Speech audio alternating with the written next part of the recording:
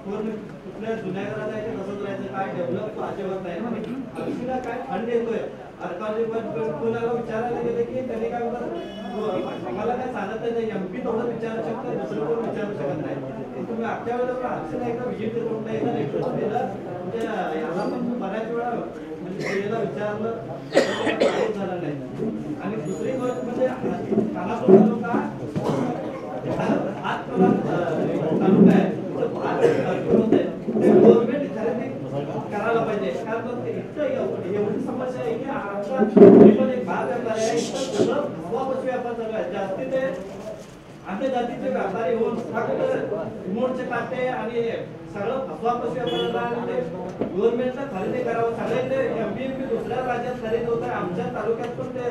आमच्या राज्यात पण व्हावं आमच्या तालुक्यात पण व्हावं आमची एवढी अपेक्षा आहे आणि रोजगार आमच्या तालुक्यात फार महत्वाचा आहे रोजगार म्हणजे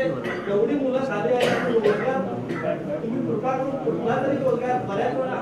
विश्लेषण केलं तुमच्या तालुक्यात कुठला कारखाना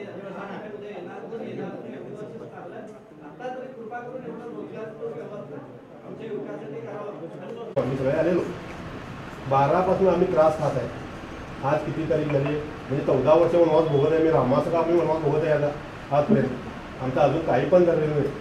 आणि हायवेमध्ये आमच्या जमिनी गेल्या जवळजवळ आमच्या भाऊबंदची जमिनी 4 एकर गेलीच आहे त्याच्यामध्ये तुम्ही काही पण इंटरेस्ट घेता नाही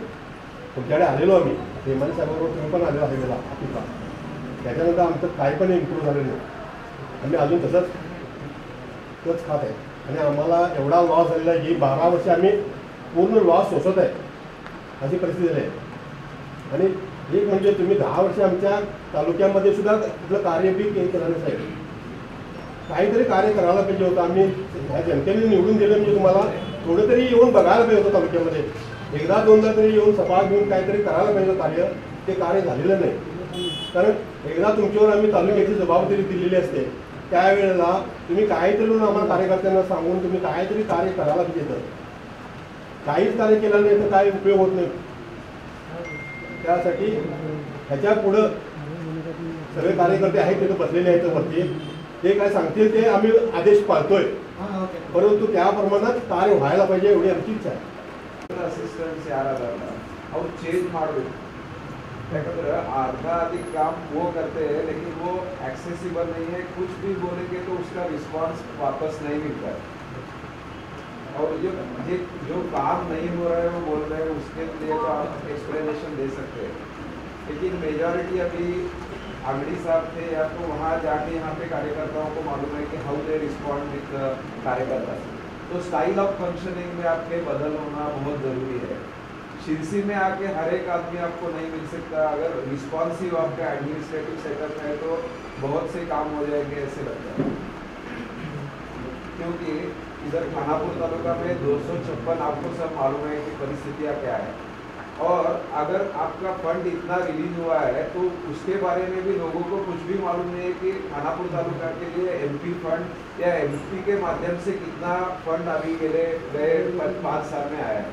जस्ट फंड इले बंदिದೆ ಅದರ ಬಗ್ಗೆನೂ ಮಾಹಿತಿ ಇಲ್ಲ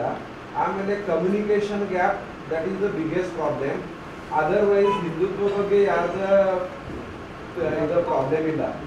ನಿಮ್ಮ ಇದು as regards your intention of Hindu regarding Hindu religion, no one has any problem. But along with Hindu religion and whatever your talks or statements are there, with that development is also required. For that purpose, please change your setup. That is my humble request to you. Some changes have to be made to keep good 2 PAs in Shirsi as well as in New Delhi. And let us have a responsive administrators from your side. That is the only request. ಬೆಂಗಳೂರಿನಿಂದ ಮಂಗಳೂರುವರೆಗೆ, ಬೀದರ್ನಿಂದ ಚಾಮರಾಜನಗರದವರೆಗೆ ನಿಮ್ಮ ಸುದ್ದಿ ನಿಮ್ಮದೇ ಭಾಷೆಯಲ್ಲಿ ಕರ್ನಾಟಕ ತಕ್.